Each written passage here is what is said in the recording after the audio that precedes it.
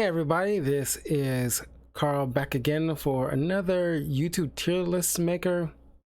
And this is just me doing some rearranging because I just did like a review of the season 1 of Ahsoka series, which should be on my YouTube channel right now, youtube.com/talkativecarl. Like, share, subscribe, follow me on links in the description below. And this is gonna be a short video. I'm just gonna do a bit of rearranging and addition here. Now, I got here. Yeah, I got Kenobi, New Hope, Empire, Return of the Jedi, Mandalorian season 1, Force Awakens, and Ahsoka as S tier. What I need to do is my personal opinion, because of like a few things that kind of tipped the balance for me with Kenobi, I'll put it at the very least the bottom of the A tier, maybe like A-. Ahsoka, after what I've seen with only 2 episodes, I think is actually the highlights. It's B for me. It's not something I can really sing home about like I did with, like, you know, season 1 or 2 of Mandalorian. I had to do some rearranging. Andor, I thought it was probably gonna suck, this whole spy thriller thing, but it's actually rock solid. I'll put A tier at the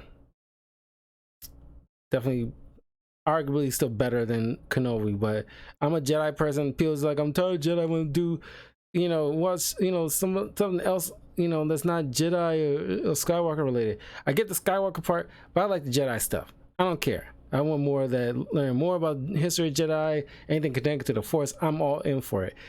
You know, every once in a while it's cool to have like some bit with the political intrigue, but you know, I didn't come for that, or even like smuggler stuff here and there. But it's like primarily I'm like Jedi or Mandalorian. You know, it's like those two are probably like the biggest things in Star Wars canon that like I will just immediately jump on. Now I couldn't do like all of Rebels because I can't remember every season about what I feel, because it do gets progressively better as season goes on, but not all that much. Personally, I'll just put Rebels at a C.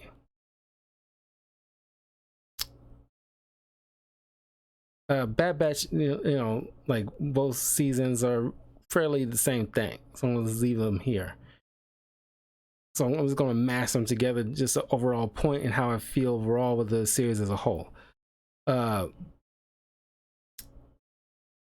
Mandalorian season 2, which is fairly recent in my mind, and it's shorter season, so I can easily remember how I feel. Season 2 definitely like S tier, but season 3 is either C or D. I'm trying to remember, but because of the hijack with that, you know, that lady's gonna be like the leader of the Mandalorians that we've seen from Clone Wars. Not that she was terrible or anything like that, but just like show wasn't really about her, but she turned out to be about her, you know, halfway through. Yeah, I'll give it a C. I'm generous. So this will probably be like how the, you know, how I feel about the canon. Like I said, like I'm just putting Rebels here in general because I can't remember every season how I feel. Like I said, it have its moments, but overall it's decent. Very middle roll for me. It has its moments, but it's definitely great moments, but it haven't really elevated to the point where I'm screaming to the heavens about its level of quality. At least story wise.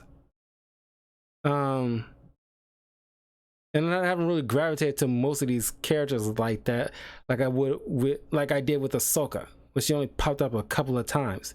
or with Princess Leia. I mean, Rebels is for like a whole different generation of Star Wars fans, to be honest.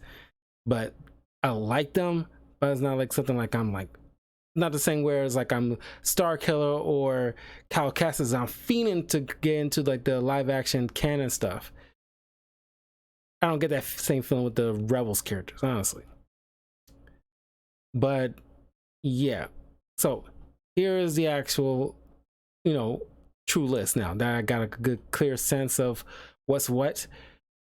New Hope, Return of the Jedi, Empire, Mandalorian season 1 and 2, and Force Awakens, S tier Star Wars properties. A tier, all the Clone Wars series. Yeah, I mean, the first season's very low tier, but as the stuff get going, it gets better, better. Sure, it has some few outliers of crap, like stuff with Jar Jar or some stuff with the droids that's focused on them. I don't really care. But outside of that, and the way they structure with arcs and getting people invested in certain characters like Captain Rex and just stormtroopers in general, very well done.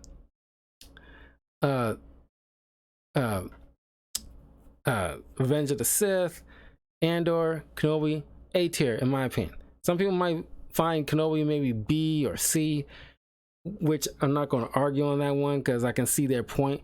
Just personally, I at least put it at the bottom A-list bracket. B tier, Phantom Menace, Attack of the Clones, Bad Batch season 1 and 2 both feel very B level. Last Jedi and Ahsoka, B tier. C tier, Solo, what is this? What is that? I guess it's supposed to be Rise of Skywalker. No, that's Rise of Skywalker here. Rogue One. That's Rogue One.